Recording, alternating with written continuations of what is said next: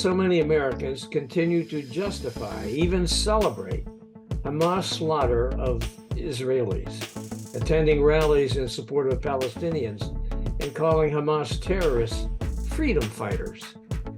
Today, thriller author Mark Ambello and I are pleased to present legendary feminist and best-selling author Phyllis Chesler to discuss all of this on the Justice Counts and Lean to the Left podcast. Welcome to Lean to the Left, home of no-holds-barred commentary, plus interviews with fascinating people, some of them top experts, others simply with interesting stories to tell. You'll never know who'll show up at Lean to the Left. Now here's your host, Bob Gaddy.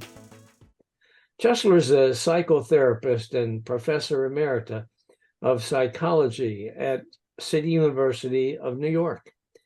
She's authored 20 books, including A Politically Incorrect Feminist, The New Antisemitism, An American Bride in Kabul, and the groundbreaking Women and Madness. She's lectured and organized political, legal, religious, and human rights campaigns in the U.S., Canada, Europe, Israel, Central Asia, and the Far East. Since 9/11, Dr. Chesler has focused on the rights of women, dissidents, and gays in the Hindu, Sikh, and Muslim communities, the rights of women in prison, the rise of anti-Semitism, anti-Zionism, the demonization of Israel, the nature of terrorism, forced veiling, forced marriage, polygamy, and tribal psychology. Dr. Chesler has conducted 4 studies about honor killing that have appeared in Middle East Quarterly. She submitted affidavits for Muslim and ex-Muslim women who are seeking asylum or citizenship based on their credible belief that their families will honor kill them. In 2021-2022, she co-led a team which rescued 400 women from Afghanistan. That work continues. Dr. Chesler, thanks so much for joining us today for our podcast. It's my great pleasure to be with you both. Yes, thanks for being here. You've been able to bridge the great divide between the Muslim community and the Jewish community. Why is it that the peaceful Muslim community is incapable of speaking out against Islamic terror? Why, for instance, won't the Palestinian people welcome Israel as liberators from a terrorist regime? Because of the indoctrination, which is deep, far, wide, and high, not just in the Islamic world based on religion, on Islam, and on interpretations of Islam, but in the West, among Muslims who are here, and more important, in the West, among left, liberal, academics, intellectuals, public intellectuals, Nobel Prize winners, the UN, human rights organizations, the whole kit and caboodle have all been deeply brainwashed into scapegoating Israel as the symbol of all the crimes committed by Islamic leaders and countries, including terrorists.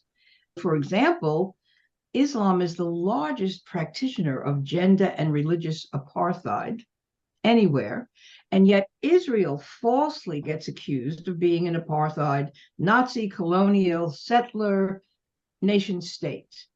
It is a reversal, a diabolical reversal of reality.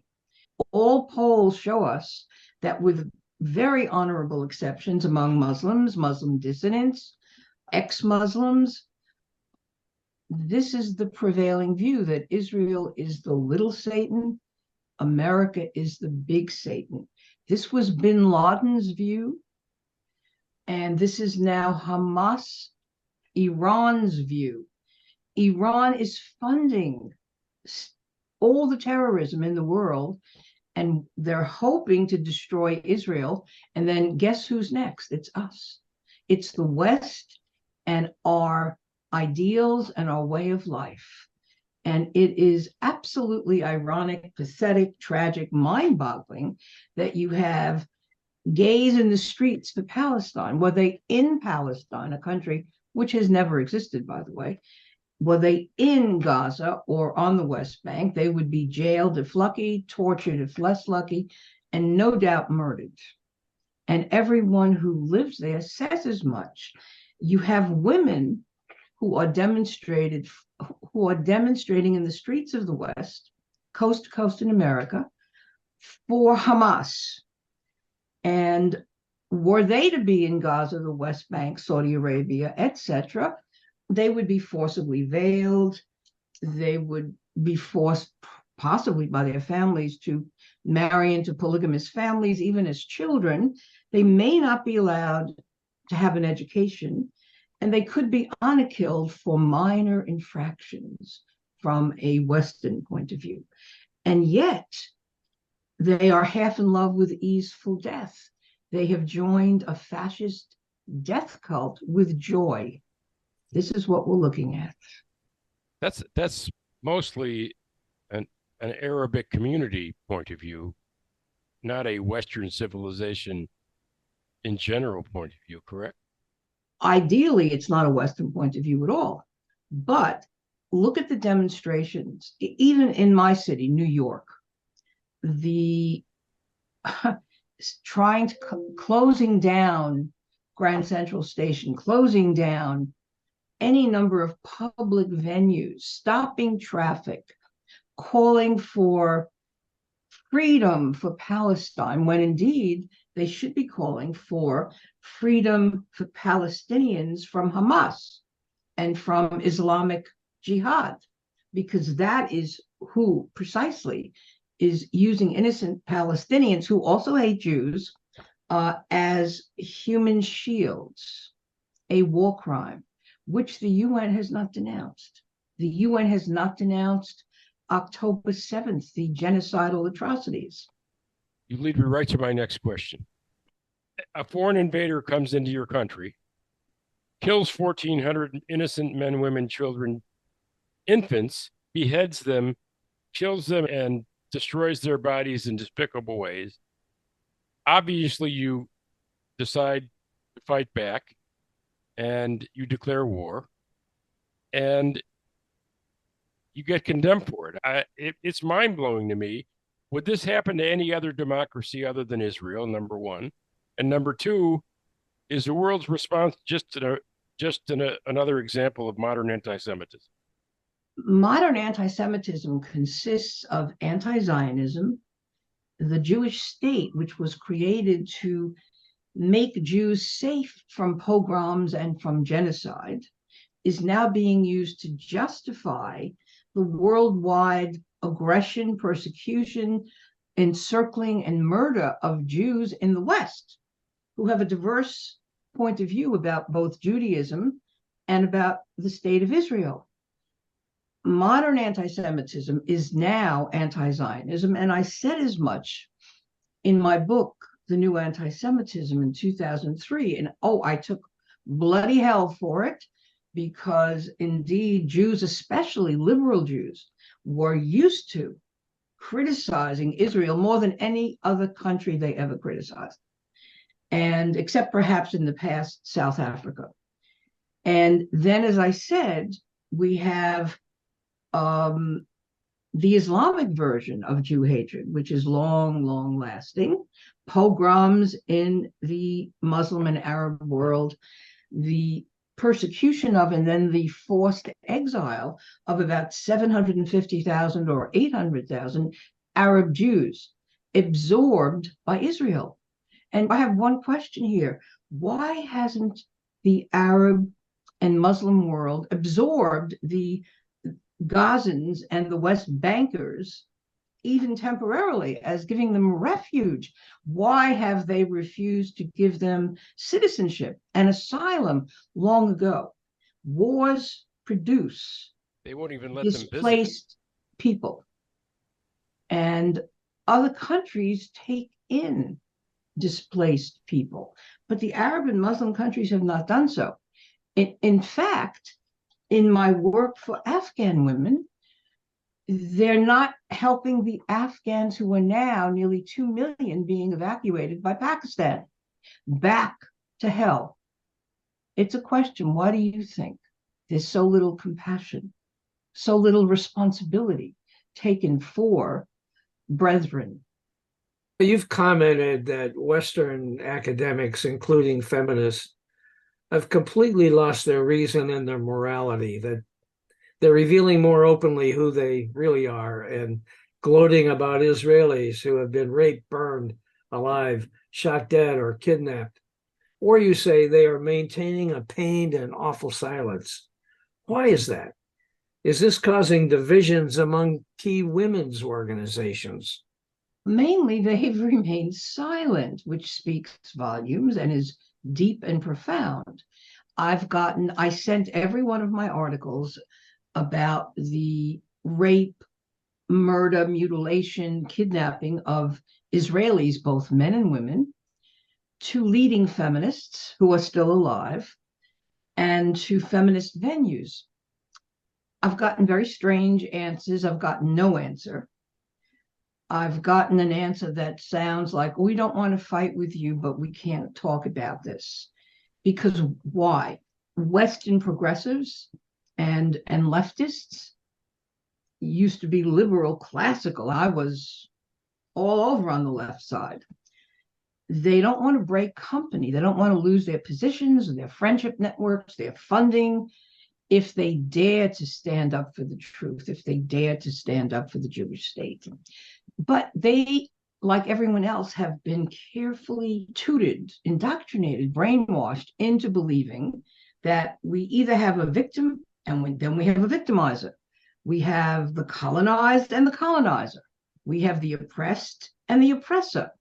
And when women's studies began, this made a little bit of sense. Now it has gone full tilt boogie into a weird place, so that thinking this way has led even feminists to become more obsessed with the country that, as I said, has never existed, called Palestine, than they have been with the occupation of women's bodies in this place called Palestine.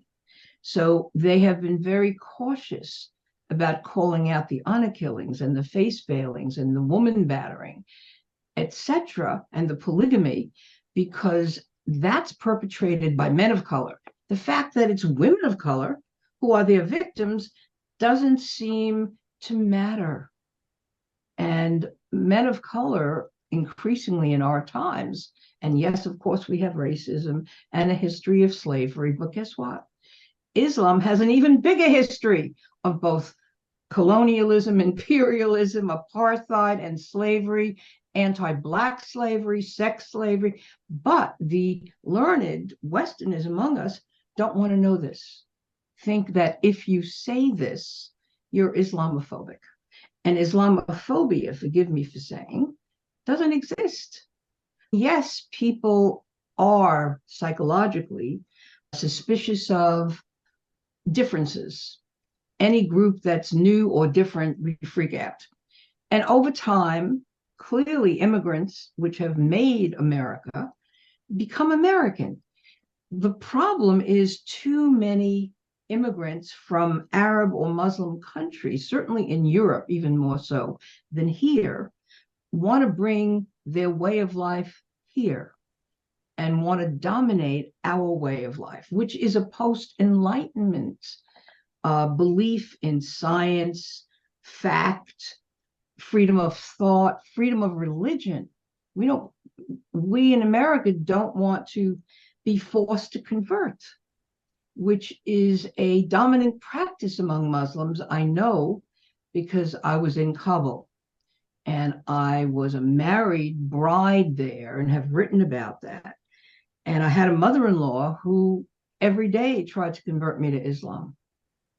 Luckily, I was able to get out, and I write about it all in An American Bride in Kabul. And what I learned there, even though I was in great danger, it was a great adventure, and it led me to an understanding that so many Westerners don't have and refuse to believe. We absolutely refuse to believe. Everything is relative. All people are the same. All people are good. All people are like each other. Not true. Would be nice though. I'm not It surprised. would be wonderful. It It's not true. I'm not surprised to hear your comments about the Muslim community, but I am surprised to hear them about the worldwide community. Since the Holocaust, the cry, especially in the Jewish community, has been never again. We're all familiar with that term. And I've traveled around the world, and there are Holocaust museums and Holocaust memorials all over the world. But it seems that the world suddenly has a very short-term memory. Isn't what happened in Israel a never again crime?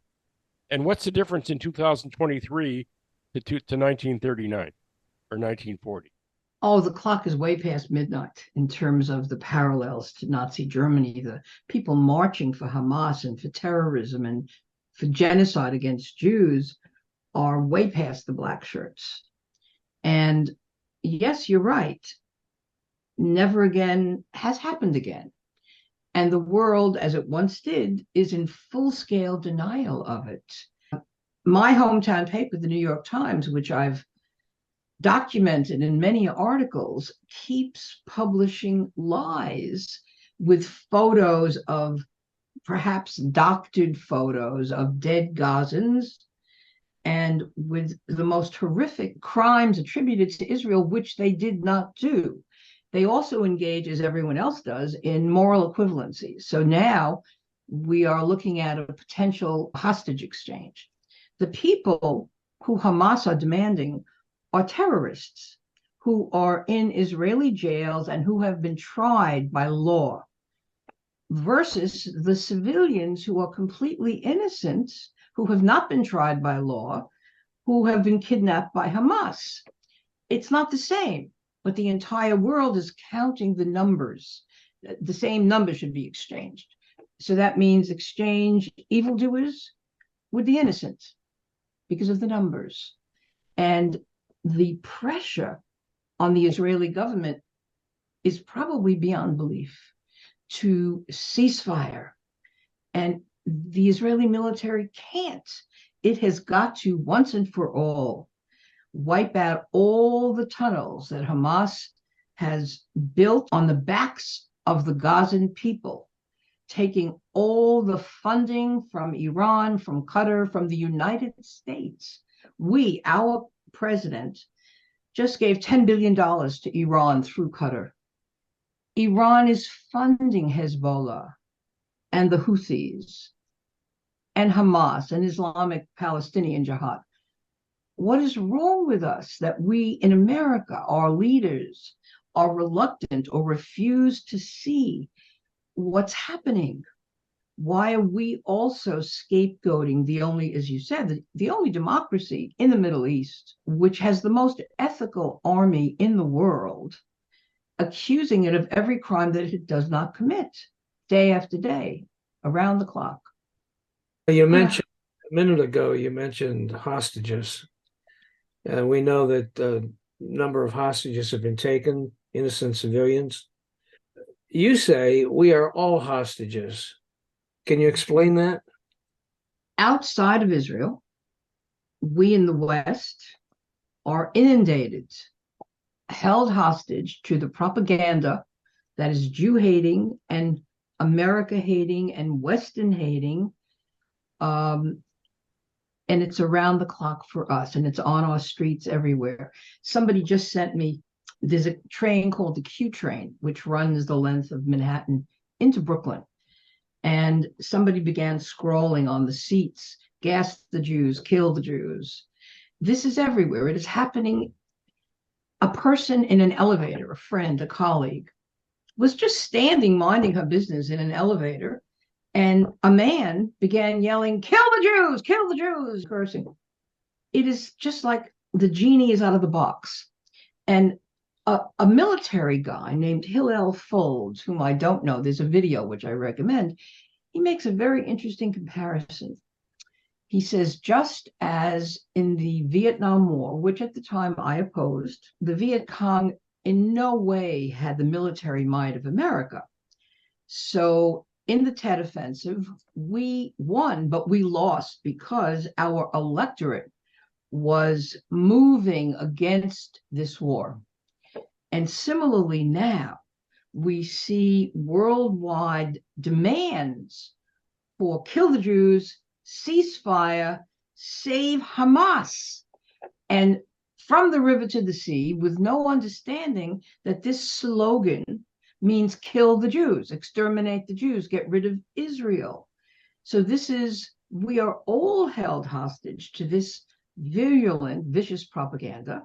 And increasingly on the streets, certainly of London, Paris, Amsterdam, Austria, definitely Israel, of course, and America and Canada, you have demonstrations and petitions and reversals of reality by very smart, presumably smart people that are being circulated on the internet around the clock. People are fighting over this. Family members have been fighting over it. So that's what I meant when I wrote, we're all hostages. Okay. You've written in, I don't remember the specific article, but you wrote, if we don't act, they'll all come for us sooner or later. When I write articles about these kinds of prejudice and anti-religious behavior, I often quote the Martin Niemöller poem, Oh, First They Came. And I think that's what you mean. Would you explain that to the people, please? yes, it's an excellent quote, remembered. Thank you.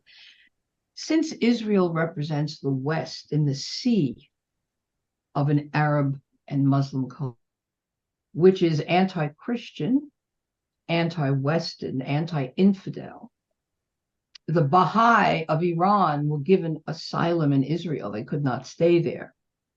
The program, Iran's program, is to get rid of the Western way of life, put women in body bags, execute homosexual men, have one religion under God, their God, that's it. If we don't stand up to the world bully, and I see World War III fast approaching, becoming more dreadfully visible. Axis of evil is China, Russia, Iran, selected Arab countries, Turkey. If we don't stop them in the Middle East, and they have also been attacking American military targets and Americans, and Hamas has kidnapped any number of Americans into the tunnels in Gaza. We've been attacked here. That was 9/11. Before that, it was the World Trade Center, the attempted bombing, which didn't totally succeed, 1993, I think. They have their eye, the Islamic or Islamist terrorists have their eye on the West and the Western way of life. This is so clear. What's also clear is the desire to appease in order to be bombed last. So that if we give Iran and Hamas, Israel, give it up, sacrifice the Jews. People love dead Jews. That's when we get pity, when we're dead, not when we're living and fighting back. Then maybe Iran will come for us later. Maybe the battle on our shores will happen later. Students of World War II have taught us that the more you appease the bully, the higher the price is, the longer the war is. So that's what I meant. And I wish it hadn't come to this. A number of excellent cognitive warriors for the truth and for the Jews and for Israel. And I've been among them. I'm privileged to be among them. And I work with Muslims and Sikhs who are for Israel and for democracy, etc. But they're so few in number. It's like the good Germans who tried to save Jews or who tried to mount resistance. It's not enough. Look at the people of Iran who've tried so hard and have died for trying to take on the Mullahocracy.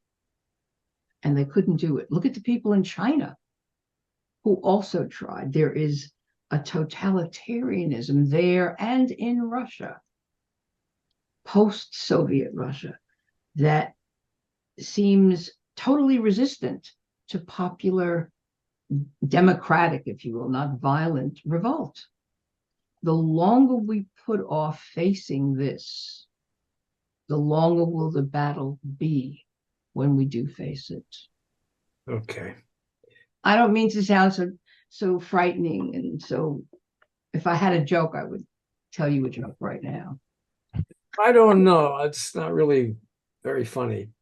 These President Biden's approval ratings have gone into the toilet since the war began. Not quite sure I understand why.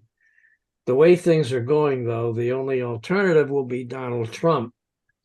So my question is, which of the two is the better person to manage this crisis, and why? Nikki Haley.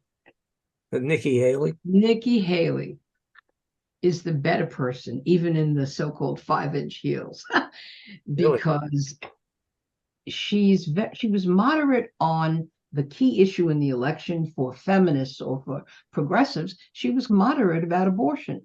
Let's work it out. It's not going to go away.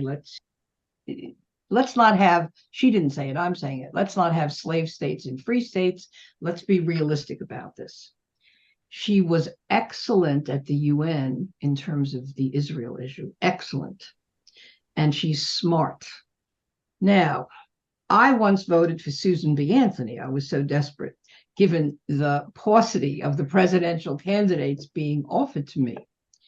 And right now, Biden's, who seems to be, this is a case of elder abuse. He seems to have cognitively lost it, and yet he's still forced to be out there. He's not at his best. But his team remains Obama's team. And Obama wanted to empower Iran and did so to somehow shake up the Middle East. And Obama has a long track record of Jew hatred, which has not abated. Even though he was smooth, cool, sophisticated, pretty, nevertheless, his politics were, as I'm saying. And I've always had a problem. In his first book, Dreams from My Father, he didn't focus at all on his white mother and his white grandparents who sheltered him, who brought him up. He focused more on the Black Kenyan father who abandoned him. And as I read that, I thought, what kind of man is this? Just asking. So Biden, who some people insist, tell me, lean on me, he's not doing that bad a job. And I see the guy stumble. I see the guy fall. I see the guy face in one video, face a curtain, turn his back to the camera. And I think this is not fair to him. And I think the Democrats are absolutely desperate. They don't have a good enough leader to offer. And they ought to find one really quickly. And if they don't, I hope that the Republican candidate is Nikki Haley. Okay. More and more, it looks like it's going to be Donald Trump. If it's Donald Trump, Joe versus Biden, who? Where are you on that reality? Oh, God. Let me tell you that I was sitting in my living room watching the election results when he was elected. And I think it was Pennsylvania. When he lost with Florida, Pennsylvania, when he won that state, I thought I would lose my mind. Why? And he's done some good things. He did some good things. But he's a Goomba. He's unbalanced kind of guy. So with nowhere near the experience that Hillary Clinton had. So here was a most experienced woman against a guy who had no experience, which said, oh, how far have feminists really come in America? Not that far. Now, I understand she wasn't charismatic the way her husband, Bill, is. And she was a bit stiff. And maybe she didn't run the very best grassroots campaign. These are all allegations. But still, she knew all the players in the world. She had all the experience. He had none. So from that point of view, speaking as a feminist, I think, oh boy, what a backlash.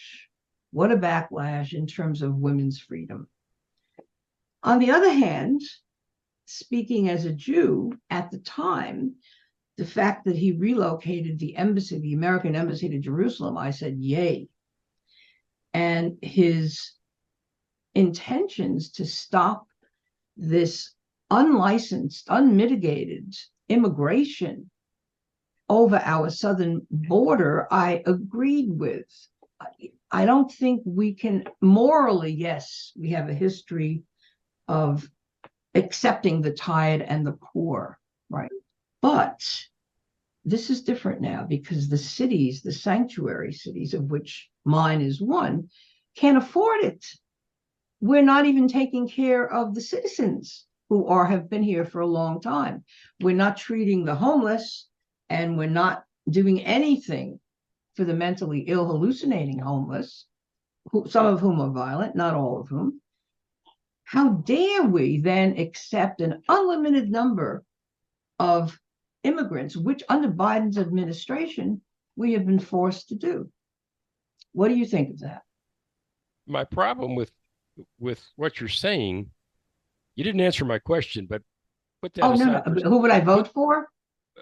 Who's the better candidate for president to handle this crisis going forward, Trump or Biden? But beyond that, you mentioned people who mistreat women.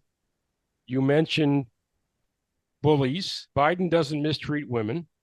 Biden's not a bully. Biden sniffs them.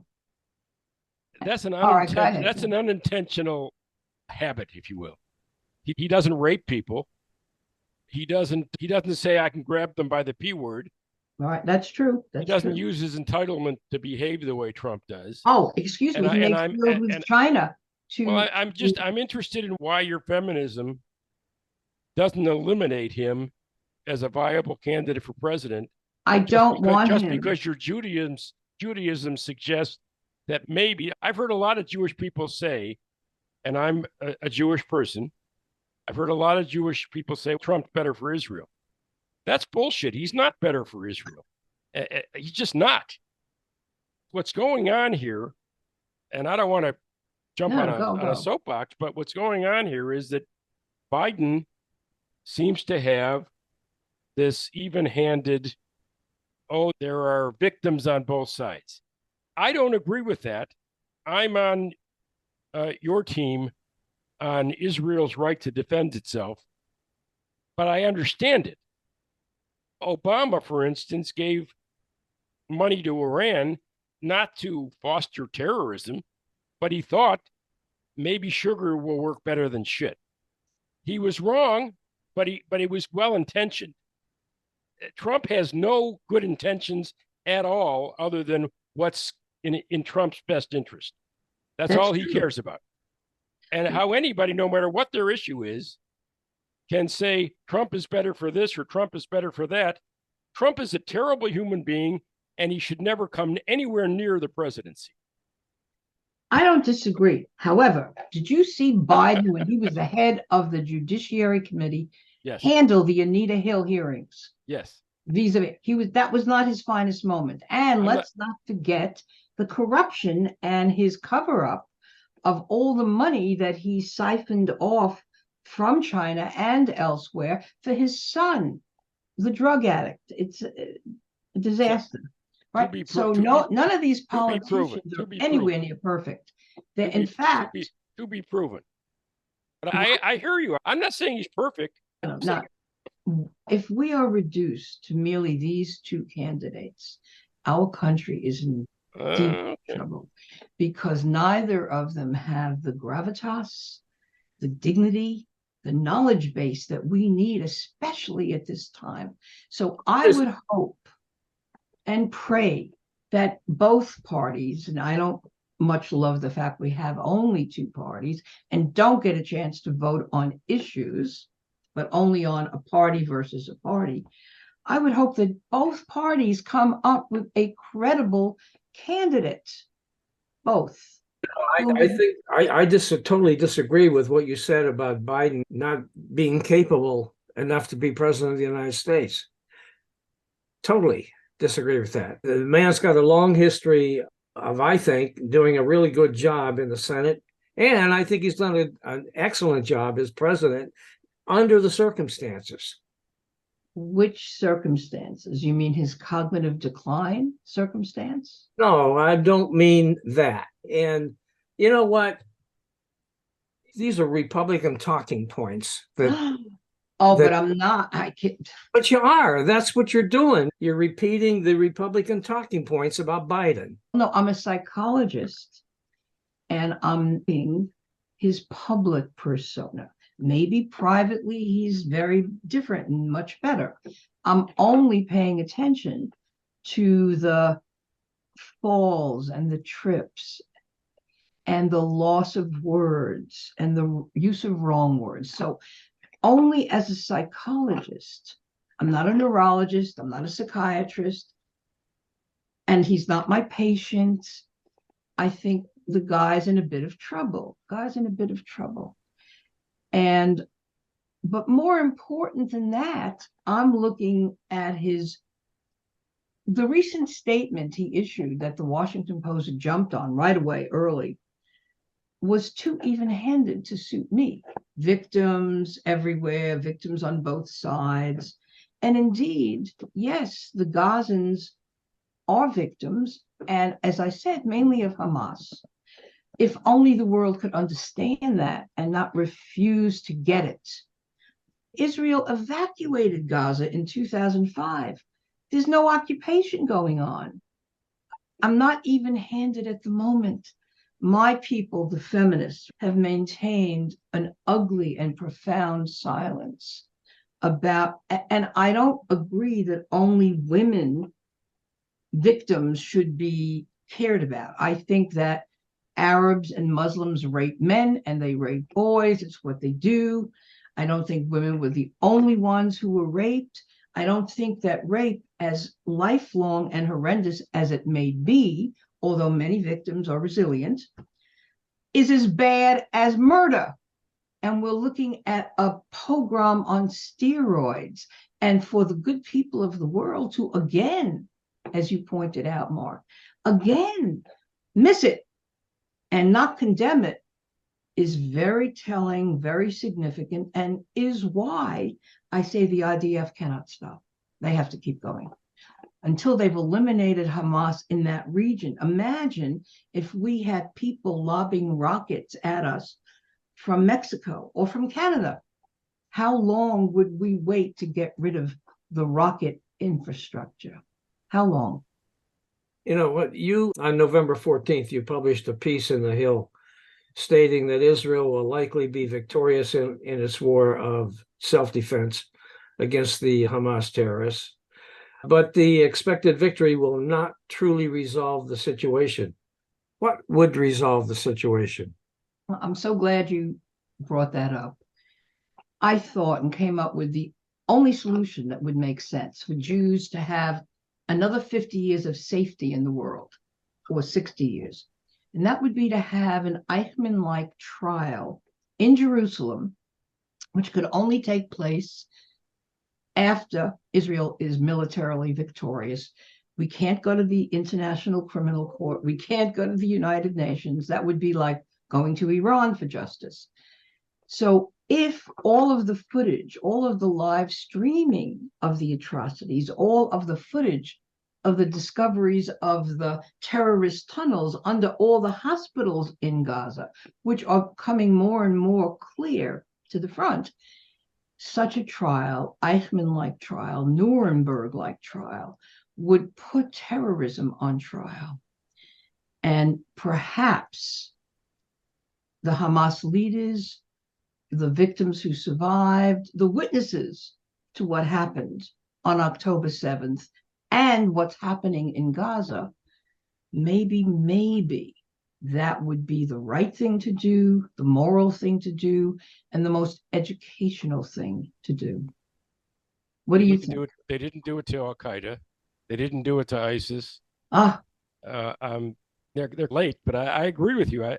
I think they all ought to be put on in a Nuremberg style crimes against humanity type of tribunal. I don't think it'll ever happen, but I think it should. And every terrorist group including white nationalists in America, should be put on trial for this kind of behavior. Absolutely. But But think of the jurisdictions. Where would we put Al Qaeda on trial? What do you think the chances are, those? I think that Israel could, if it had the will, if my way of thinking struck them as useful. And others have thought this too. I didn't know that. It could take place in Jerusalem, but that would be of Hamas Iran, all the terrorists that Iran funds. I think you're right about Al Qaeda. I think you're absolutely right. And I'm not certain we should have just executed bin Laden. Israelis didn't execute Eichmann. What a temptation that must have been. But rather put him on trial for the world to see. And the same would have been true with bin Laden. I'm with you. But I ask you again, because I'm curious, would that jurisdiction have been in the cave that Mullah Omar gave him in Afghanistan to strategize it? Or would it have been in Pakistan and Abbottabad where he was hiding out?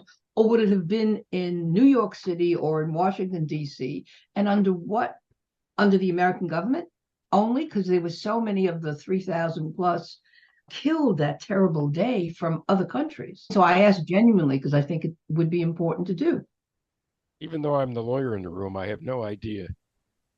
I just think, what's that old joke? I don't know what is, but I know it. I know what it is.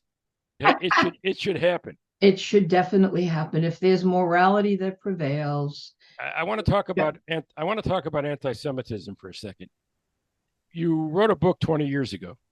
Oh. And it's interesting because you wrote it in 2003, exactly 20 years ago. And it's called The New Anti-Semitism.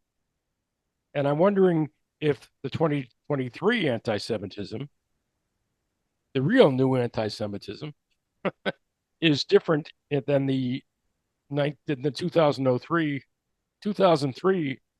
anti-Semitism. And if so, what's the difference?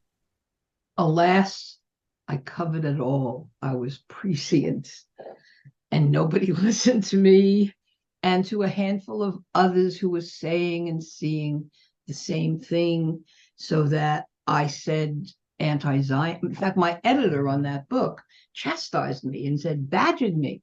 Do you really want to say that anti-Zionism is the new anti-Semitism? Really? I said, really and truly, I do. And I called out the Western intelligentsia and progressives and university curricula, and then what I knew of the Islamic world and its lethal Jew hatred. Not all Muslims. I work with Muslims. I work for Muslims.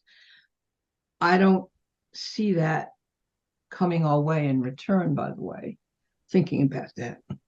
But then I was thinking, do I have to update this book? And the answer is no. All I would do, and in fact, I did. I published a series of articles called Living History on the Front Lines for Israel and the Jews in 2015 or 2016. All I would have to do is combine them and update it into our time, but the analysis remains solid. Perhaps one thing that's new is the kind of doctored footage, the Pallywood. I covered that before.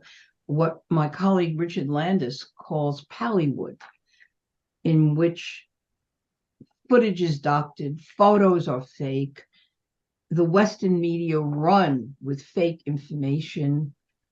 I had that in the book in 2003, only it's become even worse, even bigger, even larger. 2003 on steroids? Yeah. Yes, exactly. Yeah. Good questions. I wish I had all the answers to all these good questions. You've done heroic work in the area of women, gays, and dissidents' rights in the Muslim, Hindu, and Sikh communities, where forced marriage, forced veiling, and polygamy are huge problems. Why is almost no action taken to stop these human rights violations? How does the world stop these atrocities? Two questions. these atrocities, if committed by men of color, are verboten. It's taboo.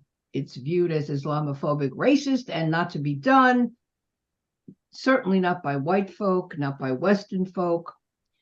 I work with Muslim, Sikh, and Hindu women. They have embraced my work in these areas, but really embraced it and used it. And the white Western feminist girls don't even know about it, don't want to hear about it, think vaguely it's maybe racist. I was once invited to a law school to speak about my 4 academic studies on honor killing. I was then disinvited because 2 faculty members who were strongly against Israel threatened violence were I to appear, even via Zoom. And the Sikh woman who pulled me into, Mandy Sangera is her name, who pulled me into the rescue of the Afghan women, then convened a conference on honor killing in which I was featured via Zoom into University London, because she said she will not have me dishonored by such dishonorable people. I thought, wow. And then I chose one of the Afghan women. I was so lucky, who I've adopted in a sense, and she's in graduate school in America. She's going to be a leader of women. She's going to be a credit to Afghanistan, to womankind, to America. And she wrote me a letter, which I framed, in which she said, I gave her life, I gave her freedom, she will never forget this, etc. It was very moving. And the feminists who have not been quoting or citing or aren't even reading my work didn't do anything like this. They're stuck back into Taliban bad, feminism good. Statements, talking head statements. But the activism and the risk-taking and the round-the-clock working, they didn't do. So who are they? Who are they? I ask. And I'm one of them. And I'm a pioneer leader of them. And I don't recant my radical feminism, nor do I recant my support for Israel and for Judaism. So you can wear many hats and be the same person. That's true. Where's this going? Do you see any progress in these communities on feminist issues? And what can people do to help? There are a lot of feminists in Pakistan who are using my work. They're not in America. Ditto in India. Where is it going?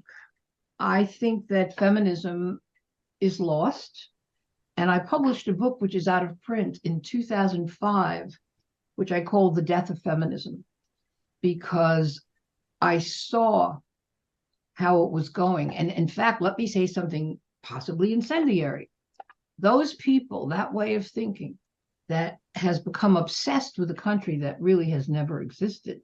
Villages, tribes existed in the region, and many Arabs thought they were Syrians or Jordanians at a certain point, or Egyptians. There was no Palestine until Yasser Arafat declaimed a country that never existed before. So the kind of people, feminists and otherwise, who believe that Palestine exists now have deserted sex-based rights. They believe that a man can become a woman and a woman can become a man, and identity politics is everything. I think this is a mistake. And I think I got disinvited by a synagogue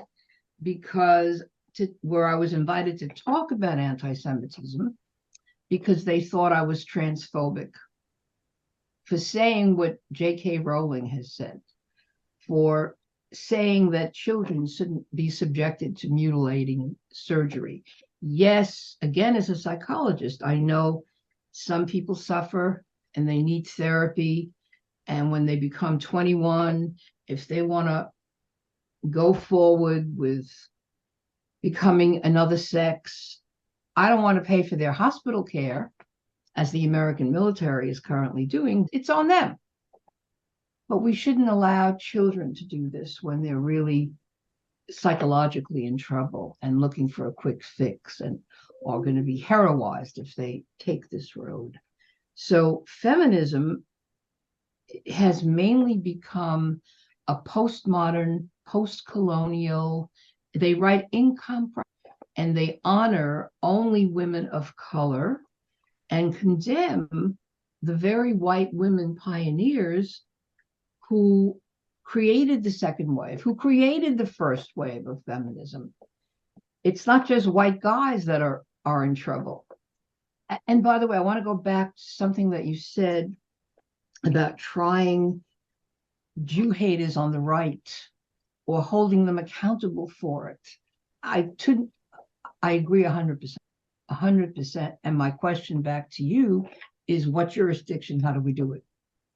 And because in our times, hate speech, microaggressions, you can lose your job and your reputation and get doxxed and so on. But if you say that Jews should be gassed, that's academic freedom.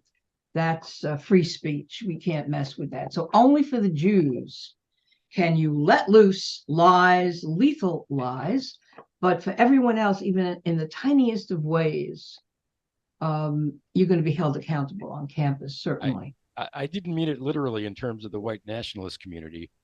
They would have to commit a crime against humanity, which I believe Hamas has done. I'm not necessarily comparing the two. I'm simply talking about the ideology. Yes, It was me being me. Question. I want a Jew to Jew question for you. On a very small scale, some of what we're talking about happens in the Orthodox Jewish community. You've got women wearing wigs. You've got women reduced to subsidiary roles and homemakers and child makers, and that's their job. I'm wondering how you feel about that traditional Orthodox Jewish woman role that a very male-dominated culture fosters. Jew to Jew, I will answer.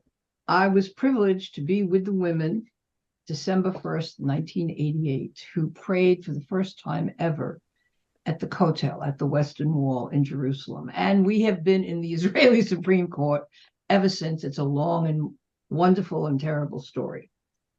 At that point, I realized it was easy for me to help set up a not-for-profit organization, a grassroots legal movement. I wanted to study Torah. Since I was raised as an Orthodox Jew, that was something girls didn't do. And I began doing just that with a very learned Orthodox woman, a feminist, Rivka Hout, who's died. And I became exposed to the absolute treasury of diverse Jewish thought, which is magnificent. Did I take a veil? No, I didn't. Was she dressed in an ugly fashion covering her head? No, she wasn't. Because many of the Old Testament behaviors have long been, we don't stone people anymore. The Jews don't do that. The Jews don't do polygamy anymore. It was outlawed by Rabbi Gershom in the early Middle Ages. So what you're talking about concerns a smaller group, but very visible group, in which women still do learning, but they do have the children and they do raise the children. And many of them, amazingly, with 6 children, I couldn't do it, are also judges and lawyers and bankers.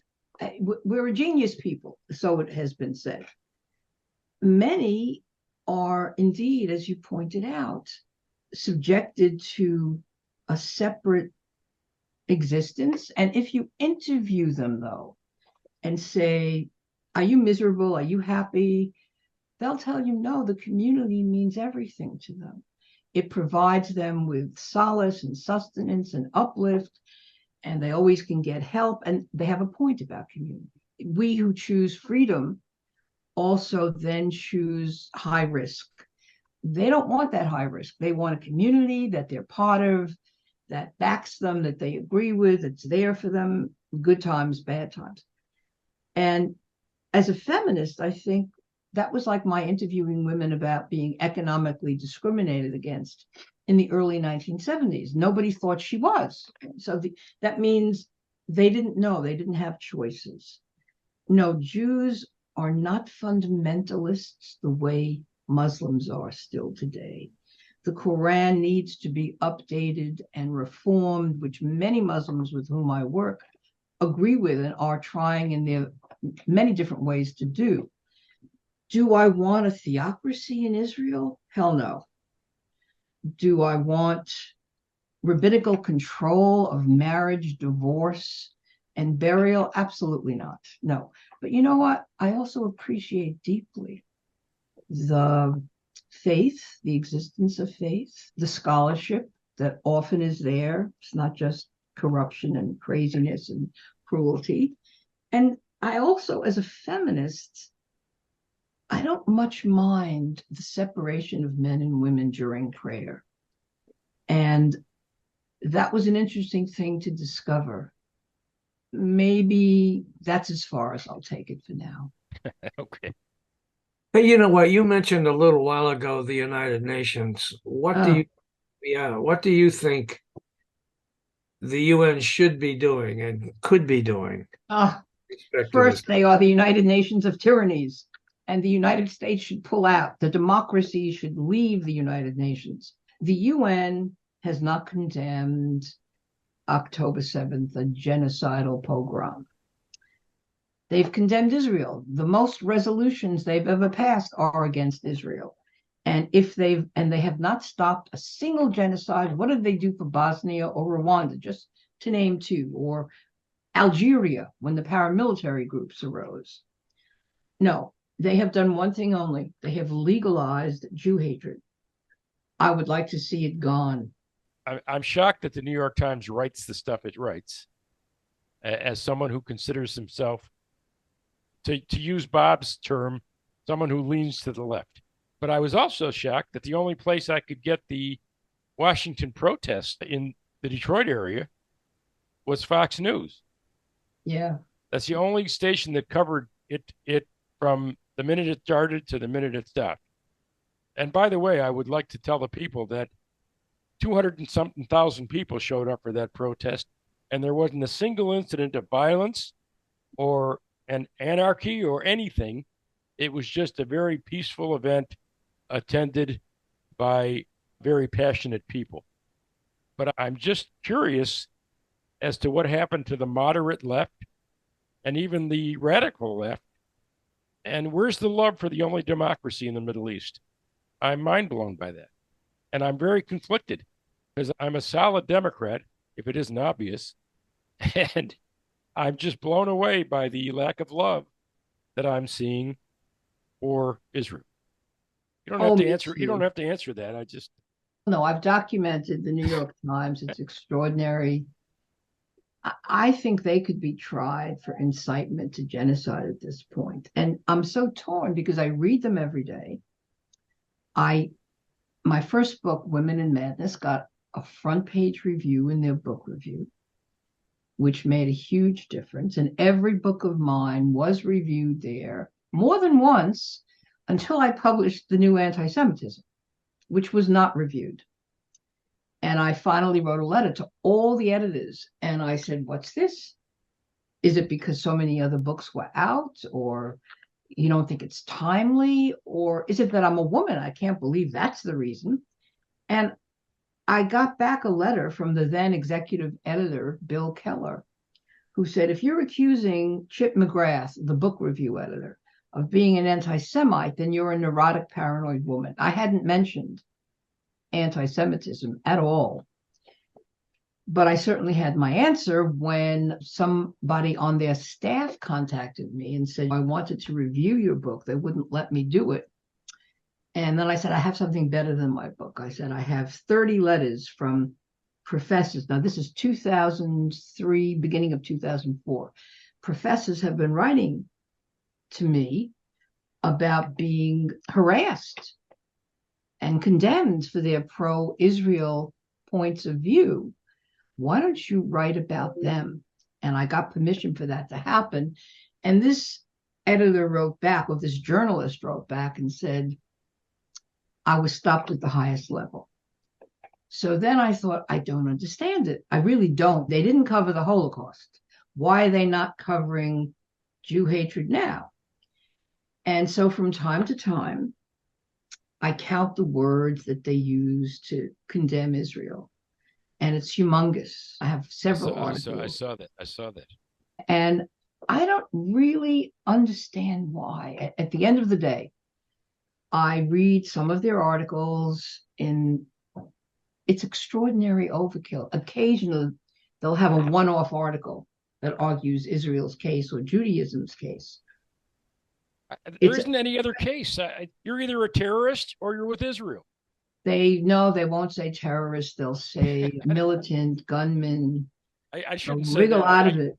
You're either for the terrorist or you're for Israel. Either those are your choices. I have an idea for you. I have an idea for you to sell books. Sell books by saying, this is the book that the New York Times refused to review. You'll sell 1 million.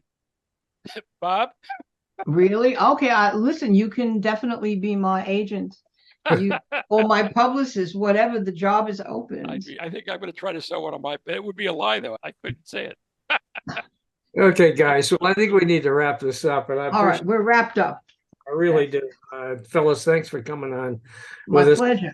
Really interesting conversation. And I hope I didn't disappoint you in any way. No, I still say that Biden's doing a good job. But anyway. All right, look, you're entitled to your view. As are you. Absolutely. I want Susan B. Anthony. Let the record show. Hey guys, I hope you enjoyed this Lean to the Left video and that you learned something as well. Please come back on a regular basis and check out our interviews with guests on topics that I hope you find interesting, entertaining, and enlightening. And you can check out the schedule of upcoming shows, guests, and topics at podcast.leantotheleft.net. You can also subscribe to our audio version there or to our video shows here at YouTube. And follow us on social media. Facebook at the Lean to the Left Podcast, Twitter at Lean to the Left 1, Instagram at Bob Gaddy _Lean to the Left, and TikTok at Lean to the Left. Our goal is to be informative and entertaining as we and our guests comment on the latest developments in the news and about the social issues that concern us all. This is Bob Gaddy signing off for Lean to the Left. Thanks for sharing your time with us.